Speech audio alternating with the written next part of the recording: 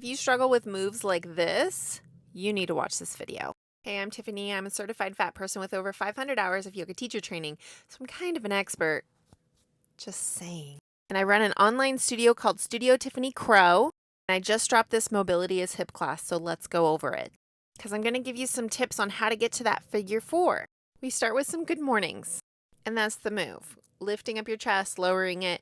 We're creating a hinge pattern, and it's something called body mapping so that we understand how our bodies are working so that we can use it in a future pose. Next, we take our legs a little wider and adjust our beautiful bellies and do the same thing.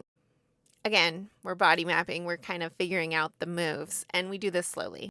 Then I want to give you a little biofeedback, so I'm going to have you place your hands on your femur, the top of your thigh, and rotate it from left to right and get that feeling of moving the bones around. There's a lot of external rotation that happens in a figure four. We need to understand the movement before we just jump into the pose. Next, I'll have you do the same thing, but with the knee lifted. So internal, external rotation. Your leg will look like this and like this. Then I want you to create some length with the front of the thigh right here.